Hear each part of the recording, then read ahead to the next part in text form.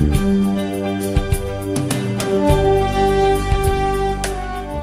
name's Dean Viglione from Navsports. I'm here with Andrew Tatrai, who is the board member of Australian Boxing. How are you going today? Morning, Dean. How are you? Not bad at all. If someone wanted to get started with the PCYC or any sort of amateur boxing in Australia, how would they do that? Well, amateur boxing is available nationwide throughout Australia, including Tasmania. In all states, we have a number of state associations. If people are looking to find the closest boxing gym to them, the best place is to go to the Boxing Australia website, which is www.bai.org.au, and from that website they will find a number of state associations. For example, here in New South Wales we have the New South Wales Amateur Boxing Association, and they have a list of all the gyms that participate in the Amateur Boxing Code. And included under our umbrella are also the PCYCs, and the PCYCs are also a national association with many gyms throughout Australia where children and young people can go after school or on the weekends and participate in professional boxing training programs. For someone to get started in boxing, what would be the cost per year? Well, we're trying to encourage a lot of young people to try amateur boxing. For example, the PCYC throughout Australia only charge $5 for a membership per year, and then sometimes there's a small additional fee, maybe $2 or $5 per boxing session. Most of the time, though, that for adolescents and teenagers, there's no additional fee, and the PCYC provide excellent facilities throughout Australia for this. And most amateur boxing gyms are the same. There may be a small joining fee, maybe $10 or $15 a year, and maybe a small fee for each session, but it's generally unlikely. And for equipment, as in gloves, mouth guard? Well, once someone's participated enough to want to purchase their own gear, they can get their own gloves. Mouthguard and headgear isn't until they compete, which could be much later on. They're generally not expensive. It's around $60 for a set of gloves. It's a good low-cost sport. It teaches adolescents and young men to be honourable, disciplined and respectful people. Generally as a sport. If your child wants to get started in amateur boxing, what age can they get started? Well, children of any age can come and participate in the training, and we'd encourage that.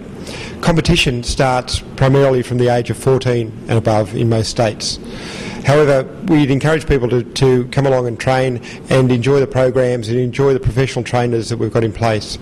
Through Boxing Australia and all the state associations, we've been strongly developing the levels of professionalism in our boxing trainers, and we've graded them and made them more aware about the personal training attributes attributed to boxing training. And now, to become an amateur boxing trainer, you have to be quite educated and you understand about athletic conditioning and looking after your boxers. So we really encourage anyone to come along and participate in a training program from whatever age, and if they wish to compete, from 14 onwards is the general time.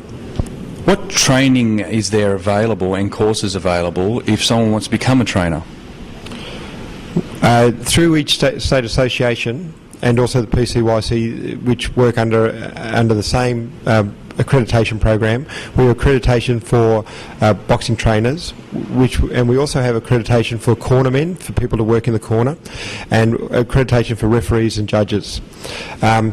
It's not a quick process because we have a quality control program which requires quite a bit of experience, but for people that are in the process, we have an accredited education program which assists them with not only training, conditioning, but also the administration of boxing and through their boxes.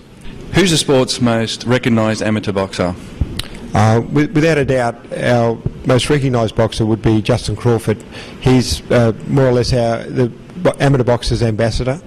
He was 9 times Australian champion and represented Australia at 2 Olympics, Barcelona and also Atlanta. He was an outstanding amateur and a very honourable person at the same time, and he's still currently training boxers and assisting the Boxing Australia and the state associations in their training programs. My name's Dean Viglione. I'm from Navsport. I'm here with Justin Crawford, who is a boxing trainer, but also an ambassador for the sport, who has also been 9 times Australian champion and represented the country in numerous events all over the world and twice in the Olympics. Obviously got a very impressive record. I hear that you have one of the best records for the amateur boxers representing Australia. What made you get into boxing when you first started? I was a kid that always got picked on because of my red hair and all that kind of stuff. So, and I didn't really have a father to teach me how to fight or to protect myself. So I went down to the PCYC in Burnie, Tasmania. That's where I'm from, and they sent me on my way, and I was trained there every day, and that's how my career started. So does anyone pick on you now with your red hair and? Far from it, no. Far from it, no. But yeah, that soon stopped after that, and I become confident in my ability to protect myself. And once you feel that, you don't have to fight, or you don't have to do anything. It's the confidence that prevents you from fighting, obviously, because you feel more confident with yourself. And how long did you start feeling like you started boxing at 12, and then you started feeling more comfortable and with yourself about everything in life? I mean, for me, I started at 12, and at that time it was a real difficult time because I was getting picked on by people all the time, and then that just kind of led me to, I felt at home when I started boxing. I felt like I found something, and that's something that kind of drove me to where I wanted to be. And also, boxing has taken you all over the world. What countries have you been to? And obviously boxing opened you up to all this sort of environment. Boxing for me was a passport around the world, in a sense. It was like, when I was 17, I went away overseas, and then from then until I was 25, I travelled the world more or less. I mean, I was very lucky and very grateful for sponsors that looked after me. So yeah, I mean, it's in that way, it's a great sport. Yeah. So obviously your boxing has given you a lot, and just talk about some of your amateur fights. Who would have been some of your hardest bouts in amateur fighting? For me, at both Olympics, I lost to the same guy both times, and he was probably the best fighter I've ever fought in my life. So where was he from? Russia.